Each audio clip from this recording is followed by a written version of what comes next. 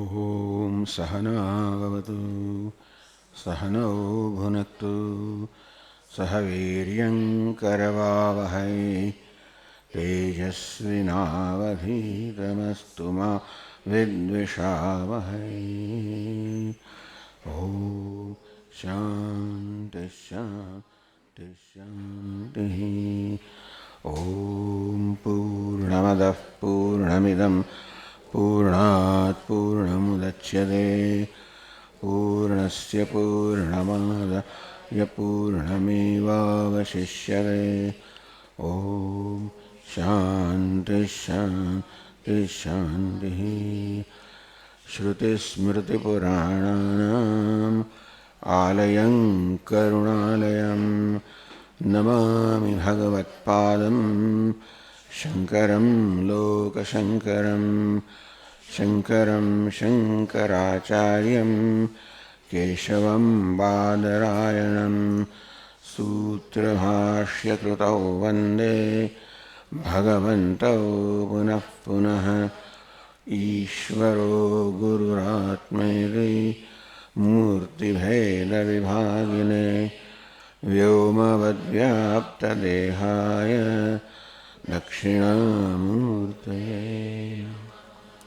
ॐ पार्थाय प्रतिबोधितां भगवता नारायणेन स्वयं व्यासेन ग्रथितां पुराणमुनिना मध्ये महाभारतम् अद्वैतामृतवर्षिणीं भगवतीम् अष्टादशाध्यायिनीम् अम्ब त्वामनुसन्दधामि भगवद्गीते भवद्वेषिणीम्।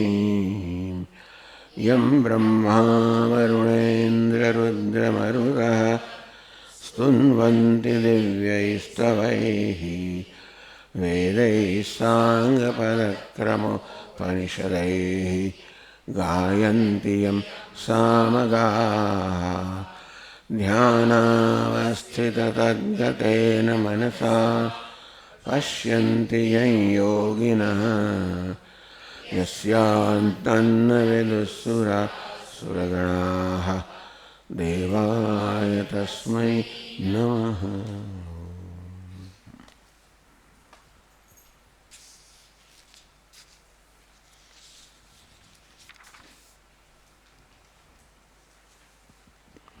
तीसवां श्लोक। मयि सर्वाणि कर्माणि सन्न्यस्याध्यात्मचेतसा निराशीर्निर्ममो भूत्वा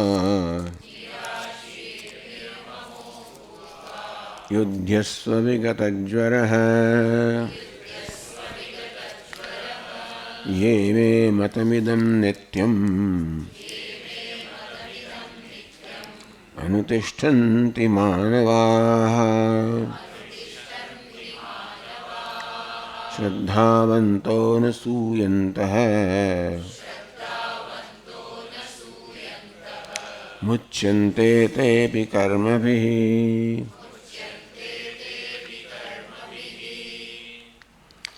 मयि सर्वाणि कर्माणि सन्न्यस्य अध्यात्मचेतसा। अध्यात्मचेतसा એટલે કે અધ્યાત્મ આત્માને મધ્યમાં રાખીને એટલે કે આત્માને કેન્દ્રમાં રાખીને એનો અર્થ એવો કરવામાં આવ્યો કે હું ઈશ્વરનો સેવક છું, ઈશ્વર મારો માલિક છે અને જે કર્મ કરું છું એ સર્વ ઈશ્વરને પસંદ કરવા માટે કરું છું. આવો અર્થ કરવામાં આવ્યો અધ્યાત્મ ચેતસા.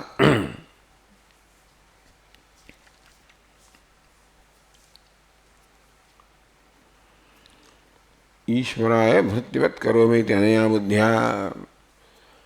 એવું કરવા ઉપરાંત નિરાશી નિર્મમો ભૂત્વા ત્યક્તાશી કોઈ પ્રકારની વ્યક્તિગત આશા વગર નિર્મમો ભૂત્વા મમભાવ છે એને પણ જેને એટલે અર્જુનને મુખ્યત્વે લાગુ પડે મમ ભાવ એના આ બધા સગા સંબંધીઓ છે, મારા છે, એટલે કરવામાં મમ ભાવ. તો અર્જુન જ્યારે આવે તો યુદ્ધ કરતો હોય ત્યારે જેની સાથે યુદ્ધ કરે છે એ બધા સગા સંબંધીઓ છે, એટલે મમતા તો છે જ. યુદ્ધ કેમ થાય? ભગવાન કહે છે કે મમ ભાવ છોડીને, મમતા છોડીને ચાલો. એટલે આપણે પણ કોઈ કર્મ કરીએ એમાં મમતા છોડીને, અહંતા મમતા છોડીને કર્મ કરો. યુદ્ધસ્વ વિગતજ્વર. આ પ્રકારે કર્મ કરવાને કારણે શું પરિણામ આવશે એનો મનમાં સંતાપ કર્યા વગર. વિગત શોક, વિગત સંતાપ, વિગત જ્વર, કોઈ પ્રકારના જ્વર વગર, સંતાપ વગર, શોક વગર, ટૂંકમાં પરિણામની કોઈ પ્રકારની ચિંતા કર્યા વગર કે આને તમારું નુકસાન થશે કે શું થશે એવી પણ ચિંતા કર્યા વગર તું તારું કર્મ કરે. અર્જુનના કિસ્સામાં ખાસ લાગુ પડે કે આ કર્મ કરવાથી તો મૃત્યુ પણ થઈ શકે, તો એની પણ ચિંતા કર્યા વગર કર્મ કર.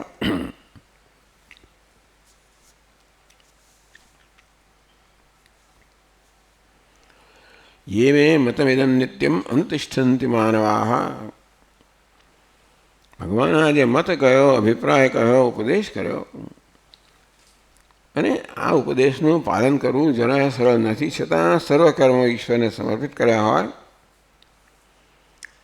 એ કર્મ કરવામાં કોઈ પ્રકારની વ્યક્તિગત અપેક્ષા ન રાખી હોય અને એમાં મમતા પણ ન રાખી હોય, ચાલો. વળી કોઈ પ્રકારનો સંતાપ ન હોય, ચિંતા ન હોય, એ પ્રકારે કર્મ કરવું સરળ. એ પ્રકારે કર્મ કરવામાં આવે તો આદર્શ કર્મયોગ થયો. ये मे मतमिदं नित्यम अनुतिष्ठन्ति मानवाः. ये मानवाः मे इदं मतम नित्यम अनुतिष्ठन्ति. જે માનવો, જે કર્મયોગીઓ હંમેશા મારા આ મતનું, મારા ઉપદેશનું અનુસરણ કરે છે. શ્રદ્ધાવંત, એના માટે ઘણી શ્રદ્ધા જોઈએ. કારણ કે દરેકને પોતાની વ્યક્તિગત હિતની ચિંતા હોય જ. આ પ્રકારે બધું ઈશ્વર પર છોડી દઈએ તો તમારું શું થશે? તમે શ્રદ્ધા કે ઈશ્વર કરનારો છે, એ માટે જે શ્રદ્ધાનો અર્થ એવો થયો કે જે પરિણામ આવે એને પણ પ્રેમથી સ્વીકારવું, પ્રસાદ બુદ્ધિથી સ્વીકારવું શ્રદ્ધા. કારણ કે જે પરિણામ આવે એમને તે વખતે તો પ્રતિકૂળ પણ જણાતું હોય.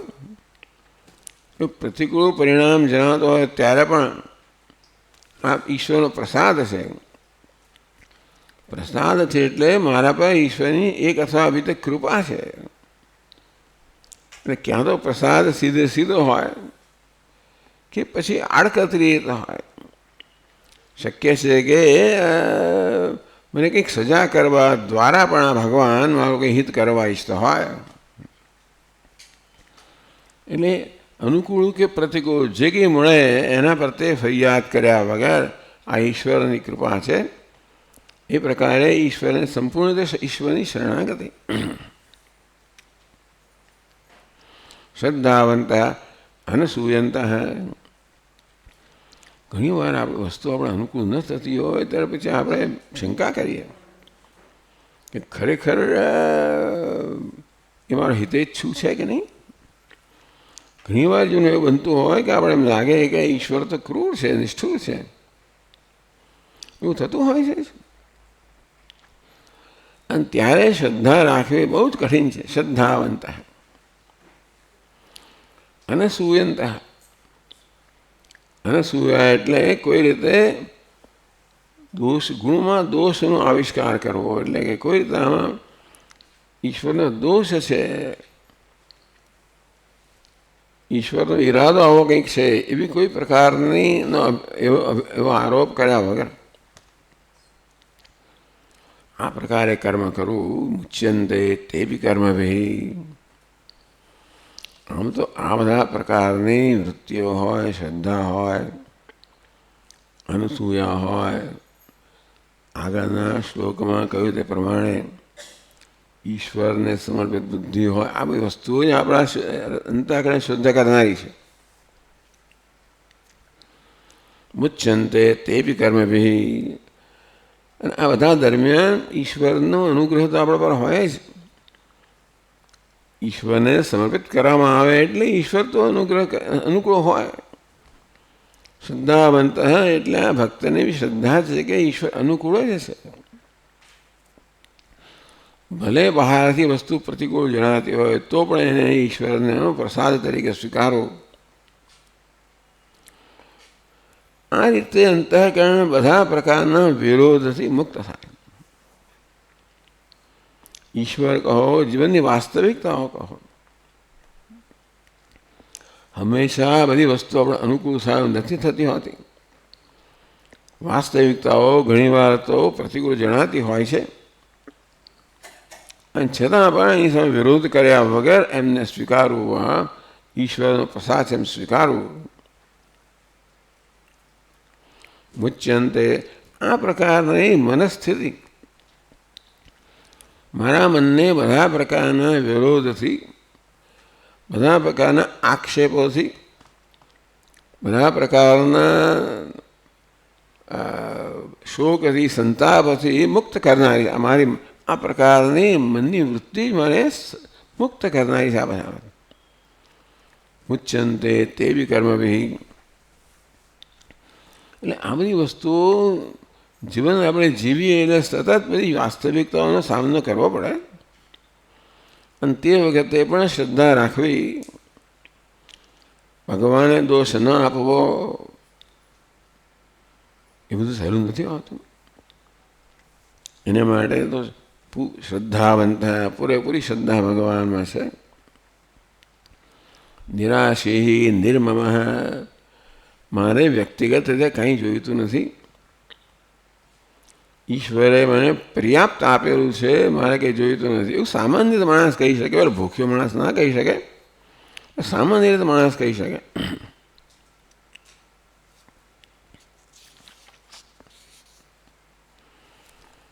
હવે 32મા શ્લોકથી આગળ કહે છે,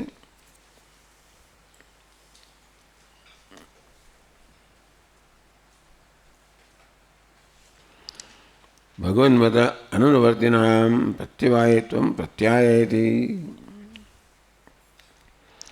બીજા જેવો છે આ શ્લોકમાં ભગવાને જેઓ મારા મતનું અનુસરણ કરે છે, બીજા શ્લોકમાં ભગવાન એ લોકોની વાત કરે છે જે મારા મતનો વિરોધ કરે છે, એટલે મારા મતનું અનુસરણ કરતા નથી, એવા પણ હોય, એની વાત કરે છે ભગવાન 32મા શ્લોકમાં. ये त्वे तदभ्यसूयन्तः नानुतिष्ठन्ति मे मतम् सर्वज्ञानविमूढांस्तान् विद्धि नष्टान् चेतसः.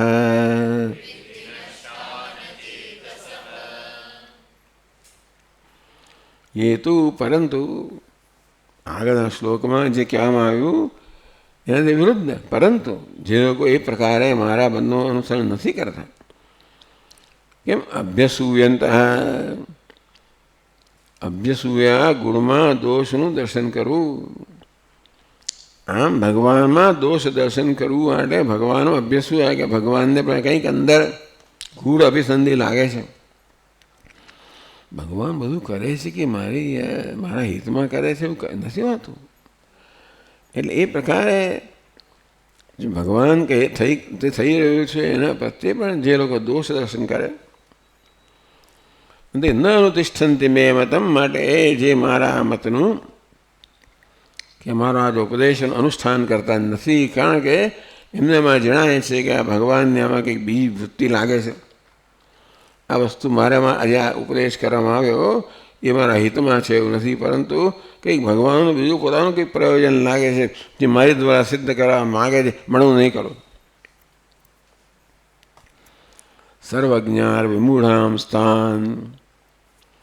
આ પ્રકારે ભગવાનના મતથી વિરુદ્ધ મત જવું, એ ધીમે ધીમે જે વાસ્તવિકતા છે એનાથી વિરુદ્ધ જવું, આ રીતે ભગવાન કહે છે બધા જ જ્ઞાનમાં એ લોકો મોહિત થઈ જાય છે. જે કંઈક છે એ બધું ભગવાન છે અને ભગવાનનું જ્ઞાન જ છે. આ વસ્તુનો વિરોધ કરવો એટલે ઈશ્વર જ્ઞાનરૂપી ઈશ્વરનો વિરોધ કરવો. અંતેથી મારા જે નિર્ણયો છે, સમજ છે, નિર્ણયો છે એ બધા આ વાસ્તવિકતાને વિરુદ્ધ ન થવાના કારણ કે હું એનો વિરોધ કરું છું. સર્વજ્ઞાન વિમૂઢાન, બધા જ જ્ઞાનનો એટલે વ્યવહારિક જ્ઞાન હોય, આધ્યાત્મિક જ્ઞાન હોય, આ બધામાં એ લોકોની મતિ મૂળ થઈ ગઈ હોય છે. વિદ્યનષ્ટાન અચેતસ, વાસ્તવિકતાથી વિરુદ્ધ વર્તન કરીએ એટલે આપણા મનમાં સંઘર્ષ જન્મવાનો છે. એને કારણે આપણી શક્તિઓનો કંઈ ને કંઈ ક્ષય થવાનો છે. નષ્ટાન એટલે ધીમે ધીમે આપણા ચિત્તની જે શક્તિ છે ધીમે ધીમે ક્ષીણ થતી જવાની.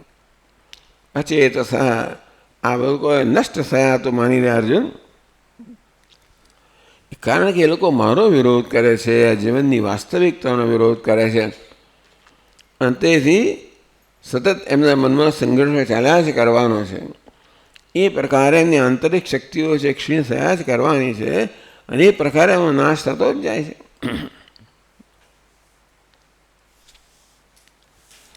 ભાષ્યમાં કહે છે યે તો તદ્વિપરીતાઃ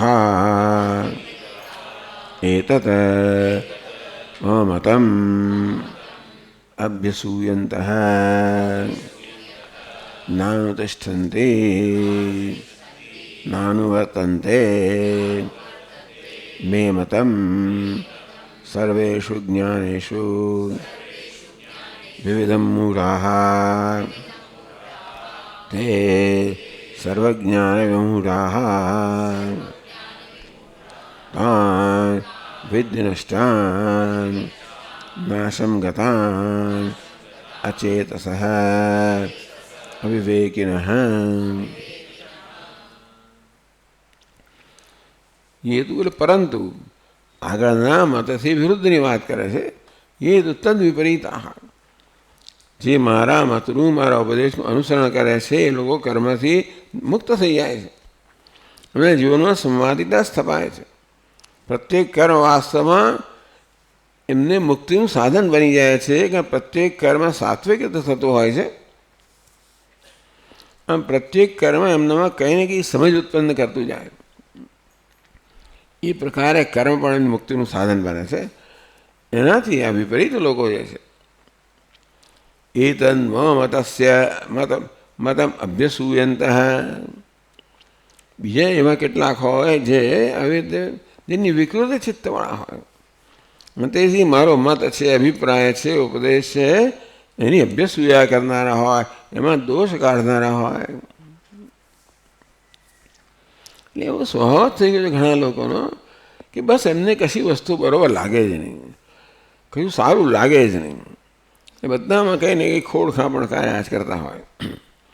નાનુતિષ્ઠન્તિ મે મતમ, ન અનુવર્તનથી, મારા મતનો અભિપ્રાય છે, મારો આ કે ઉપદેશ છે એનું અનુષ્ઠાન નથી કરતા. સર્વજ્ઞાન વિમૂઢામ સ્થાન સર્વેષુ વિમૂઢાન વિબુધિ મૂઢાઃ, તે વિવિધ રીતે મૂળ થયેલું મન છે. દરેક વસ્તુમાં મોહનો અર્થ છે કે વિપરીત બુદ્ધિ. દરેક વસ્તુમાં એમની બુદ્ધિ વિપરીત હોય છે અને તે વિવિધ રીતે મૂળ થયેલા, વ્યવહારમાં હોય, અધ્યાત્મમાં હોય, બધી જ રીતે. સર્વજ્ઞાન વિમૂઢામ સ્થાન, બધા જ જ્ઞાનમાં, બધી જ સમજમાં એ લોકોના એની સમજ બધી વિકૃત થઈ ગઈ છે. એ લોકો મોહિત થઈ ગયા છે. પણ બધાની અંદર એ લોકો ઉલટું જ વિચારનારા હોય છે, ઉલટું જ સમજનારા હોય છે. એને કારણે સતત એમના મનમાં સંઘર્ષ ચાલતો હોય કે વાસ્તવિકતાથી વિરુદ્ધ જ્યારે આપણે વિચારતા પણ હોઈએ તો મનમાં આપણે સંઘર્ષ જન્મે. કર્મ કરીએ તો એમાં તો સંઘર્ષ જન્મે જ, પણ મનમાં સંઘર્ષ જન્મે. એને કારણે એમની માનસિક શક્તિઓ ક્ષીણ થઈ જાય. નષ્ટાન એ લોકો નષ્ટ થયેલા છે કે નષ્ટ થઈ રહ્યા છે. અવિવેકીના અવિવેકી લોકો આ મારા મતનું વિરોધ કરવાને કારણે, ઈરાદાપૂર્વકનો વિરોધ કરવાને કારણે,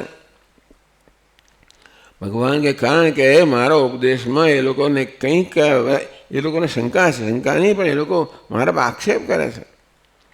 હું એમના હિત માટે નથી કરતો, એમને અહિત માટે કરી રહ્યો છું.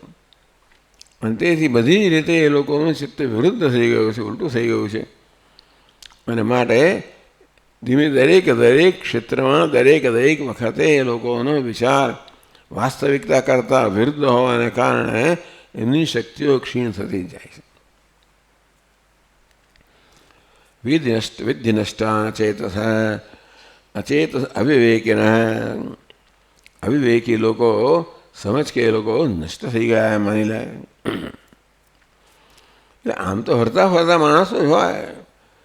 નષ્ટ નાશ કોને કે આગળ આવેલે કે ભાઈ ધ્યાય તો વિષયાન પુંસેમ કરતા કરતા કરતા વિનશ્યતિ સંગસ્તેષુ વિજાયતે સંગાત સંજાયતે કામાત ક્રોધો વિજાયતે ક્રોધાત હોય સમૂહાત શ્રુતિભ્રંશાત બુદ્ધિનાશાત પ્રણશ્યતિ. આ મનુષ્યની બુદ્ધિનો નાશ થવો એટલે મનુષ્ય તો નાશ, એ એની વિશેષતા છે. એ રીતે અહીંયા પણ કે જ્યારે આવી રીતે આપણું મન હંમેશા વિરુદ્ધ ચિંતન જ કરતું હોય, સતત સંઘર્ષમાં હોય, ત્યારે આપણી શક્તિઓ ક્ષીણ થતાં થતાં માણસ એવડો નષ્ટ થઈ જાય, કશી વસ્તુનો સાચો નિર્ણય લેવા માટે અક્ષમ બની જાય. ભક્તિ વિધિ નષ્ટાન એ નષ્ટ થયેલા છે મત્વવાન. એટલે આગળ પ્રશ્ન કરવામાં આવે છે, ભાષ્યકાર પૂછે છે કસ્માત પુનઃ કારણાદ તદીયમ મતમ ન તિષ્ઠન્તે તત્પરધર્માન અનુતિષ્ઠન્તે સ્વધર્મં ચ ન અનુવર્તન્તે ત્વત્પ્રતિકૂલાઃ કથમ ન બિભ્યતે ત્વશાસન અતિક્રમદોષાत् તત્ર આહ. એવા પુરાણમાં અનેક બધા અસુરો થઈ ગયા જે ભગવાનનો વિરોધ જ કરનારા હોય. હિરણ્યકશિપુ તો ભગવાન સાથે યુદ્ધ કરવા તૈયાર થઈ ગયેલા હોય. અને મૂળ તો રાક્ષસો એટલે બધી આ હંમેશા કોઈને કોઈ ધર્મની અંદર એ લોકો વિરોધ કરીને એનો નાશ કરવાનો પ્રયત્ન કરતા હોય. કઈ રીતે એ લોકોની મતિ વિકૃત થઈ ગયા છે કે એમને કંઈક, એટલે પેલા કહે ને ભાઈ યજ્ઞમાં હાડકા નાખવા, બસ એ એમનો ધંધો. એટલે એમને સહન જ ના થાય કોઈ જગ્યાએ ધાર્મિક વસ્તુ થતી હોય તો. અને કોઈને કોઈ જગ્યાએ રાવણના બધા દૂતો આવું જ કરતા હતા. જ્યાં જ્યાં ત્યાં ઋષિમુનિઓ કંઈ પણ કર્મ કરતા હોય આવીને એની અંદર કંઈ ને કંઈ વિક્ષેપ પાડે, બસ એમાં એનો આનંદ આવે. તો આવું કેમ? કસ્માત અને કારણાત ત્વદીય મતમ ન અનુતિષ્ઠન્તિ. આપે ભગવાન જે ઉપદેશ કર્યો છે તો સ્પષ્ટ છે શાસ્ત્રોના રૂપમાં. શ્રુતિ સ્મૃતિ મારી બે આજ્ઞાઓ છે, એટલે શ્રુતિ અને સ્મૃતિના રૂપમાં ભગવાને જે ઉપદેશ કરેલો છે સ્પષ્ટ છે. અને એ લોકો જાણતા હોય છે. આપણે જેને રાક્ષસો અસુરો કહીએ એ લોકોએ પણ અભણ નથી હોતા. એ લોકોએ પણ કંઈ ભણ્યા હશે અને તેથી એમને આ બધી વસ્તુનું જ્ઞાન છે જ. મોટું મોટું સૂક્ષ્મ ના હોય તો હોય પણ એ લોકો જાણે છે કે અમે ખોટું કરી રહ્યા છે, તો જેને સાચું માનવામાં આવે છે એના કરતાં વિરુદ્ધ કરી રહ્યા છે, એવી તો એ લોકોની સમજ છે જ. એટલે આ ઈશ્વરની આજ્ઞા છે, અમે એનું ઉલ્લંઘન કરી રહ્યા છીએ, એ વસ્તુ બ્રહ્મમાં સ્પષ્ટ છે. તો કસ્માત પુનઃ કારણાત ત્વદીય મતમ ન તિષ્ઠ. આવું કેમ? ભગવાન આપનો મત છે, આપનો જે ઉપદેશ છે એનું અનુસરણ નથી કરતા. પરધર્માન અનુતિષ્ઠન્તિ, એટલે સ્વધર્મનું પાલન કરવું, પોતાનું ધર્મજનું પાલન કરવું એટલે ઈશ્વરની આજ્ઞાનું પાલન કરવું. આપણા જોડે ઈશ્વરની આજ્ઞા શું છે? ચાલો વૈદિક કાળની વાત કરીએ તો જ્યાં આપણો જન્મ થયો હોય એટલે વર્ણાશ્રમ ધર્મ હશે જે એમ માને કે ઈશ્વરની આજ્ઞા છે.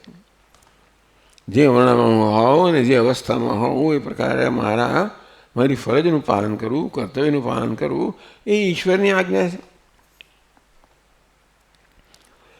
અત્યારે તો ઈશ્વરની આજ્ઞા કે ભાઈ જે સાચું છે એ કરવું, જે સત્ય છે એનું અનુસરણ કરવું, પ્રામાણિકતાથી વર્તવું, કોઈને ઈરાદાપૂર્વક કોઈની ઈજા ન કરવી, કોઈના ભોગે આગળ વધવાની ઈચ્છા ન કરવી, આ બધા સાદા સીધા નિયમો છે. ને શાસ્ત્રોનું જ્ઞાન ન હોય તો પણ આ જ્ઞાન તો બધાને હોય જ છે. જે વસ્તુ અન્ય માણસ મને કરે એવું ન ઈચ્છતો હોવું તો એ પણ ન ઈચ્છે કે હું પણ એવું કરું. આવું મૂળભૂત તો જ્ઞાન હોય જ છે બધામાં. અને તોય પણ એવું શું કારણે અકસ્માત પણ કારણાત ત્વદીયમ મતમ ન તિષ્ઠન્તિ.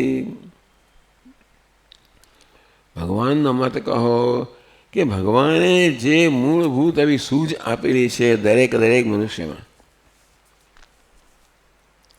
કે જે પ્રકારની અપેક્ષા હું અન્ય પાસેથી રાખું છું એવી જ અપેક્ષા અન્ય પણ મારી પાસેથી રાખે છે. અને જેમ ઈચ્છું કે મારો વિરોધ ન કરે, મને કોઈ પ્રકાર ઈજા ના કરે, એ પણ ઈચ્છા છે કે હું ના કરું. આપણને આ મૂળભૂત વ્યવસ્થાનું જ્ઞાન છે જ, આપણને આપીને મોકલ્યા છે ભગવાને. એવું તો જ્ઞાન ન હોત તો જગતની અંદર કોઈ પ્રકારની સંવાદિતા હોત જ નહીં. જેમ ફાવે એમ કરે. દરેક અંદરથી જાણે છે કે સાચું શું છે, મારી પાસે કયા પ્રકારની અપેક્ષા છે, હું કયા પ્રકારની અપેક્ષા અન્ય પાસેથી રાખું છું, અને તેથી મારી પાસે કયા પ્રકારની અપેક્ષા છે. હવે મૂળભૂત સમજમાં હોય છે, બધામાં હોય છે. એને આપણે ભગવાનનો મત કહો. શાસ્ત્રો આપણે ન ભણ્યા હોઈએ, એ રીતે ભગવાનનો મત ન જાણતા હોઈએ, તો પણ આપણી બુદ્ધિમાં આ પ્રકારે જે સૂઝે છે એને ભગવાનનો મત માનીએ. એટલે મારું મન કહે છે કે પહેલાં મારે ઈજા ન કરું તો હું કરતો હોઉં. અકસ્માત એ થાય છે કારણ કે માણસ જ્યારે પોતાના આવેગોનો વશ થાય છે. કામ, ક્રોધ, લોભ બધા આવેગો છે, એનો વશ થઈને જ્યારે આપણે વર્તન કરીએ છીએ ત્યારે આપણે ધર્મનો હરાસ જ કરતા હોઈએ છીએ, ધર્મ વિરુદ્ધનું વર્તન કરતા હોય એવું શંકા જ નથી. તો એવું થઈ રહ્યું હોય ત્યારે કેમ એને ખબર છે કે હું કરું છું બરાબર નથી. અકસ્માતને કારણાત ત્વદીયમ મતમ ન તિષ્ઠન્તિ. શું કારણ છે ભગવાન કે આપણા મતનું અનુસરણ નથી કરતા. પરધર્માન અનુતિષ્ઠન્તિ. અને પોતાના ધર્મ એટલે કે પોતાના સ્વભાવની વિરુદ્ધ, ધર્મ એટલે સ્વભાવ માની લો, પોતાના સ્વભાવની વિરુદ્ધ વર્તન કરે છે. સ્વધર્મ છે ન અનુવર્તન, તે પોતાના સ્વભાવનું અનુવર્તન કરતા નથી અને વિરુદ્ધનું અનુવર્તન કરે છે. તત્ પ્રતિકૂળ. ભગવાન એ આપણે પ્રતિકૂળ લોકો જાણે છે કે ભગવાનની આજ્ઞાનું તમે વિરુદ્ધ વર્તન કરીએ છીએ. કસમ વિવિધ શાસન અતિક્રમ દોષાત. અંદરથી જાણે છે કે ભગવાનના શાસનનો અતિક્રમણ કરી રહ્યા છીએ અને તેથી એની કારણે સજા થવાની છે.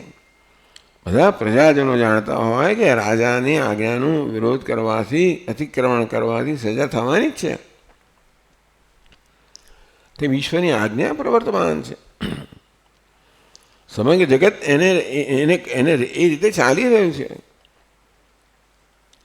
અને જાણી જોઈએ ને ઈશ્વરની આજ્ઞાનો વિરોધ કરવો અને વર્તન કરવું. અંદર જાણીએ છીએ કે હું વિરુદ્ધ વર્તન કરી રહ્યો છું અને તેથી હું સજા પાત્ર છું. એ પણ બધા જાણે છે હું દોષિત છું, સજા પાત્ર છું. અને તોય પણ કેમ મનમાં એ લોકોને કંઈ ભય નથી જન્મતો. હું ઈશ્વરની ઈચ્છાથી કે જગતના ની સંવાદિતા છે, કાયદો, એનાથી વિરુદ્ધ વર્તન કરી રહ્યો છું. મેં કહ્યું તેમ કાયદાની ખબર ના હોય તોય પણ જે પ્રકારની અપેક્ષા આપણે અન્ય પાસે રાખીએ છીએ એ અપેક્ષા બીજા મારી પાસે રાખે જ છે. અને બીજાએ શું ન કરવું મને એવી જે અપેક્ષા છે બંને પણ અપેક્ષા રાખે છે. અને એને ઈશ્વરનું શાસન કહો એ પ્રકારનો એક પ્રકારની એક સંવાદિતા જગતની અંદર વણાયેલી છે. અને મનુષ્ય સિવાયના બીજા જીવો તો અનુસરણ કરતા હોય છે. એટલે આ પ્રશ્ન થયો કેમ આ લોકો વર્તન કરતા હશે, કેમ ભગવાન આપનાથી પણ એ લોકોનો ભય નથી. તો પછીના શ્લોકમાં કહે છે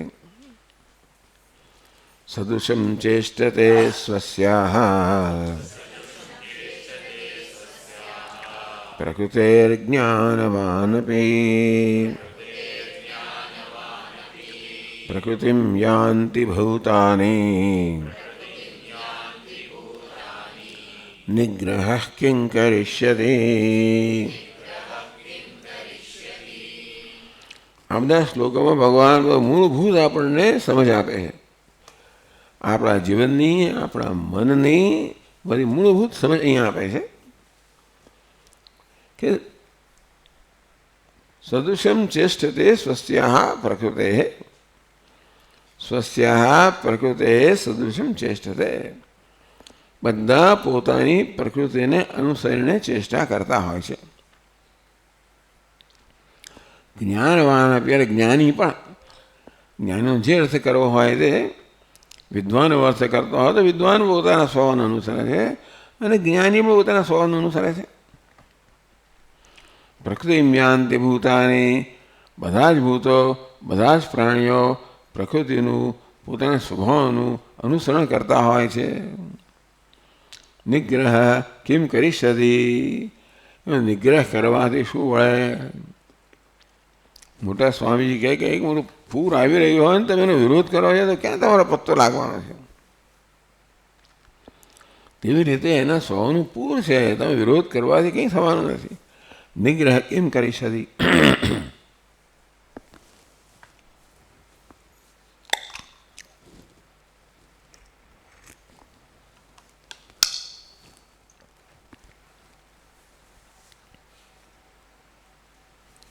તો કહે છે ભાષ્યકાર સદૃશમ અનુરૂપમ ચેષ્ટતે કસ્યાઃ સ્વસ્યાઃ સ્વકીયાયાઃ પ્રકૃતેઃ. સદૃશમ અનુરૂપમ બધા અનુરૂપ વર્તન કરે છે. કસ્યાઃ અનુરૂપમ ચેષ્ટતે શેને અનુસરને બધા પ્રાણીઓ ચેષ્ટા કરતા હોય છે, વર્તન કરતા હોય છે. પ્રકૃતે સ્વસ્યા સ્વકીયાયા પ્રકૃતે. પોતાની પ્રકૃતિને બધા જ પ્રાણીઓ બધા પોતાની પ્રકૃતિનું અનુસરણ કરતા હોય છે. આ પ્રકૃતિ એટલે શું? સ્વભાવ. ભાષ્યકારી સમજાવે છે પ્રકૃતિ એટલે શું. પ્રકૃતિર્નામ પૂર્વકૃત ધર્માધર્માદિ સંસ્કાર વર્તમાન જન્માદૌ અવિવ્યક્ત સા પ્રકૃતિ તસ્યાઃ સદૃશમ એવ સર્વો જંતુઃ જ્ઞાનવાનપી કિમ પુનઃ મૂર્ખઃ.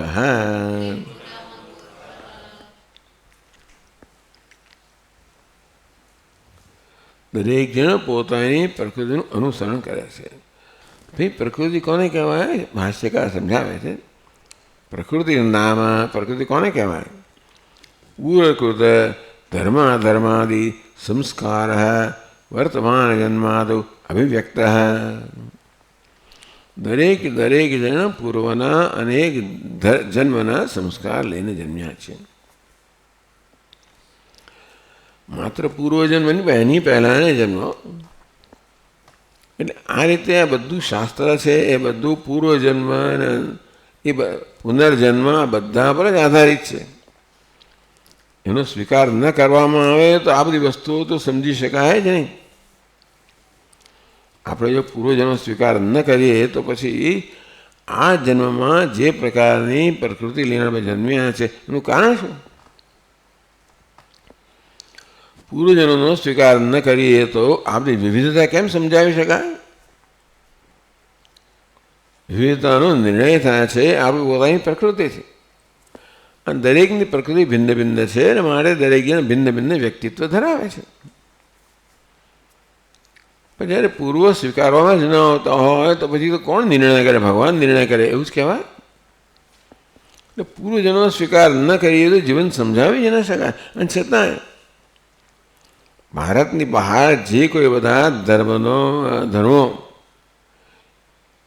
એમનો આવિર્ભાવ થયો એ કોઈ પણ પૂર્વજન્મ સ્વીકારતો નથી. ક્રિશ્ચિયાનિટી હોય પહેલાં, એની સૌથી પહેલાં જુડાઇઝમ, પછી ક્રિશ્ચિયાનિટી, પછી ઇસ્લામ, જે કોઈ નાના મોટા બીજા પંથ ઊભા થયા હોય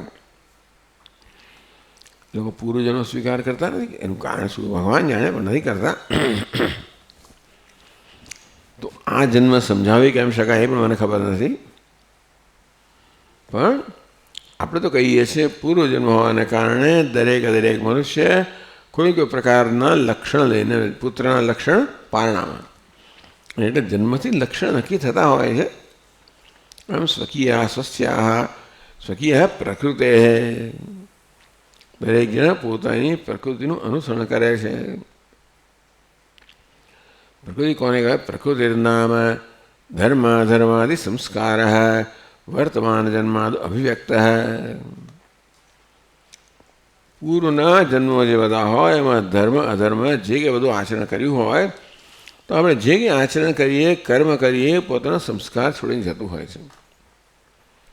જે કંઈ આપણે કર્મ કરતા હોઈએ એ પોતાના સંસ્કાર આપણા મનમાં છોડીને જાય. એટલે આપણે જાણવું જોઈએ કે જે કરીએ છીએ આપણે છટકી શકતા નથી. હા, એવા કેટલા બધા કર્મ હોય અને સંસ્કાર એટલા બધા તો ક્ષીણ હોય કે એની કંઈ અસર ન થાય. પણ જે વારંવાર કરવામાં આવે તો પોતાના ધીમે ધીમે એવા દ્રઢ સંસ્કાર ઉત્પન્ન કરે. પૂર્વકૃત ધર્માદિ સંસ્કાર, પૂર્વજન્મમાં જે ધર્મ અધર્મ પુણ્ય પાપ વગેરે આપણે કર્યું હોય ને સંસ્કાર જે રહી ગયા હોય, વર્તમાન જન્માદ અભિવ્યક્ત, એ વર્તમાન એટલે અત્યારનો જન્મ છે વર્તમાન જન્મ, એમાં એ સંસ્કાર અભિવ્યક્ત થાય. સા પ્રકૃતિ, એટલા જ માટે દરેક મનુષ્ય જુદા જુદા સંસ્કાર અને જુદા સ્વભાવને લઈને જન્મ્યા છે. એ દરેકનો ઇતિહાસ જુદો છે, હમણાં દરેકનું વર્તમાન જુદું છે. વર્તમાન છે પૂર્વની ઉપજ છે, ઇતિહાસની ઉપજ છે. દરેકનો ભૂતકાળ જુદો છે, દરેકનો ઇતિહાસ જુદો છે, અને માટે દરેકનું વર્તમાન જુદું છે. એટલે જે ધર્મ અધર્મ પુણ્ય પાપ આપણે કર્યા હોય એ બધા કર્મે જે સંસ્કાર મન પર છોડ્યા હોય એ બધાના સર્વાના પરિણામે આપણો સ્વભાવ રચાતો હોય છે. સા પ્રકૃતિ તસ્યા સદુષેવ સર્વ જંતુ, દરેક જંતુ એટલે દરેક જીવાત્મા પોતાની પ્રકૃતિને જ અનુસરે છે. જ્ઞાનવાન અપી પ્રકૃતિ, જ્ઞાનવાન ભગવાને કહ્યું. આ જ્ઞાનવાનનો અર્થ આપણે વિદ્વાન કરીએ તો વિદ્વાન હોય ભલે ને ભણેલો ગણેલો હોય પોતાની પ્રકૃતિને જ અનુસરે. અને જ્ઞાનવાન હોય, જ્ઞાની હોય તો પણ, કારણ કે જ્ઞાની માટે તો પછી એની પ્રકૃતિની સાથે કોઈ ઝઘડો લડાઈ નથી, એનું જન્મ સરળતાથી જતું હોય. પણ નહીંતરે પણ આ પોતાના સ્વભાવમાં જે બધા દ્રઢ સંસ્કાર હોય, પ્રબળ સંસ્કાર હોય, એ પ્રબળ સંસ્કાર જ માણસના જીવનનું કે વર્તનનું નિયંત્રણ કરતા હોય છે. એવા પ્રબળ સંસ્કાર ન હોય તો કદાચ આપણે એની ઉપરવટ થઈ શકીએ, પણ પ્રબળ સંસ્કાર હોય એની ઉપરવટ થઈ શકતા નથી, અને એ જ આપણું નિયંત્રણ કરતા હોય છે. કિમ પુનઃ મૂર્ખ, જ્ઞાની છે, વિવેકી છે, જે સમજી શકે છે, એ પણ જ્યારે પોતાની પ્રકૃતિ જ અનુસરણ કરતો હોય તો પછી મૂર્ખની તો શું વાત કરવી.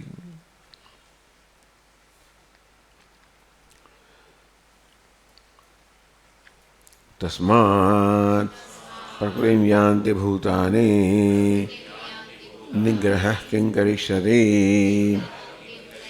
मम वा अन्यस्य वा।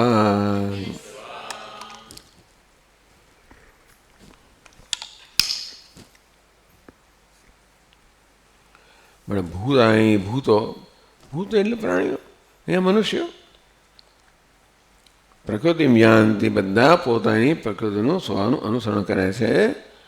નિગ્રહ કેમ કરી શકે નિગ્રહ કરવો ટૂંકમાં એ પ્રકૃતિ છે એને કોઈક રીતે તમારે એને વાળવાનો પ્રયત્ન કરવો એને દબાવવાનો પ્રયત્ન કરો. નિગ્રહ એટલે જેને અંગે સપ્રેશન કહેવાય. તો કે નિગ્રહ કરવો દમન કરવું આ પ્રકૃતિનું દમન કોઈ કરી શકતું નહીં. પ્રકૃતિ એવી બળવાન હોય છે કે જ મનુષ્યના બધા વર્તનનું વિચારનું વર્તનનું નિશ્ચય કરતી હોય છે અને તેથી કોઈ એનું દમન કરી શકે એમ નથી. મમ વા અન્ય સેવા ભગવાન કહે એટલે મારો નિગ્રહ પણ શું કરે અન્યનો એ નહીં ભગવાન હું પણ કંઈ કાંઈ ના શકું. ભગવાન બદલી ના શક્યા હોત ને બધાને રાવણ બધા લોકો આટલો નુકસાન ભગવાન બદલી ના શક્યા હોત. ભગવાન આ બધા દુષ્ટ લોકોનો સ્વભાવ બદલી શક્યા હોત અને એનો જન્મ લેવાની જરૂર નહોતી. અવતાર ત્યાં બેઠા બેઠા બદલ્યું હોત તો બધું અહીંયા સંવાદ સ્થપાઈ જાત. નીચે આવવું ને યુદ્ધ કરવું ને આટલું બધું કરવાની જરૂર ના પડી હોત પણ નથી થઈ શકતું ને. રાવણનો સ્વભાવ કેટલી બધી વાર ને 19 વાર કહેવામાં આવ્યું સીતાને પાછી સોંપી દે. કેટલા બધા લોકોનો ઉપદેશ કરો એને મગજમાં જાય જ નહીં. હવે તુલસીદાસ મહારાજ તો બહુ શું કહેવાય ઉદાર છે એટલે એમ માને છે કે રાવણને ભગવાનના હાથે મરવું તું માટે એ તો તુલસીદાસ એનું ઉદાર મત છે. બાકી વાલ્મીકીમાં એવું કંઈ છે નહીં કે રાવણ ભગવાનના હાથે મરવા માગતો મડાવું જાણી જોઈને કરતો હતો પછી એનો અર્થ જ ના રહ્યો. એવું તમે જાહેર કરો તો રાવણના વર્તનનો પછી કોઈ અર્થ જ નહીં એટલે કંઈક શીખવાનું રહે જ નહીં એમાં. જાણી જો ને હું વર્તન કરતો હતો એને ખબરથી શું સાચું હતું છતાં નહોતો કરતો એવું હોય નહીં. ને માટે માણસ પોતાની પ્રબળ પ્રકૃતિ છે એનો નિગ્રહ કરી શકતો નથી દમન કરી શકતો નથી વિરોધ કરી શકતો નથી. એટલે બધા લોકો જગતમાં જે બધું વર્તન ચાલતું જ હોય છે એમાં ઘણી બધી હિંસા પણ આવી જાય ઘણું બધું આક્રમણ પણ આવી જાય. એ બધું માણસો પોતાના સ્વભાવનું અનુસરણ કરતા હોય છે અને ખબર ને એમને મનમાં કંઈ થતું જ નહીં હોય. તમે ગમે તેને કોઈનું આટલું નુકસાન કરો કોઈને આટલે ઈજા કરો અને છતાં મનમાં કંઈ થાય જ નહીં એને માટે કોઈક પ્રકારની પ્રકૃતિ હશે ત્યાં આગળ.